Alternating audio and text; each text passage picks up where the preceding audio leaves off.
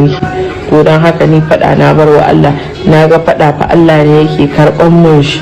To abinda Allah zai ni ban isa in yi ba wallahi, kuma ba na tsoron ki Sadiya, babu gudu babu ja da baya, ba zan yafe miki ba. Da kai dan babban bura uban ya salam, dama na san sai ka da gindin. To wallahi ba za mu karbe ka ba har abada. Ka koma dai wajen Sadiyar da har yau bata baka yanke talauci ba, dan babban bura uba. Babu abin da ta yi maka shege dan iska matsiyaci, dan luwaɗi mai zagin iyayensa.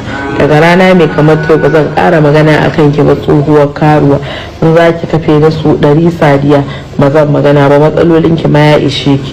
Ya alfalal ya sa a je a babbage shagon ki a ƙone shi, jarabawa ki ma ta ishe ki.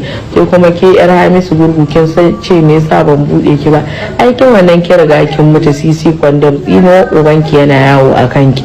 Ni in kula yar mai gidan karuwai? Uwarki kafin a kawo update din kowa na uwarki aka kashe giya da bayanta duk anan da sai ka ce na tsohuwar mesa. Ni Jamila na da keke na baki ruwa, ki fara kashe dan shegen da yarki ta haifa in shehun shaggu, duk ga yayanki nan a wale shegiya tsohuwar guzuma. Wannan ma yatta ki ke da gadan ki ne haihuwar shi. So I will not die soon, inshallah. You will die alone. Mutuwa dama already kin riga da kin mutu. Sauran ajiba numfashinki. Mutuwa kan kin riga da kin mutu. Dan ni da Allah ya mun tonan tsilili irin wanda ya miki a nan gidan duniya.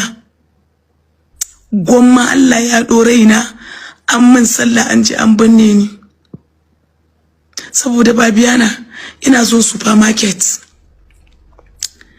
Ina fitan shago, ina zuwan kasuwa, kuma the funny thing is that duk mutanen sun sani, kuma the funny thing is that sanin media saka mun, saboda ni ba yar yawo bace a zahiri, ba a sani ba a zahiri sosai.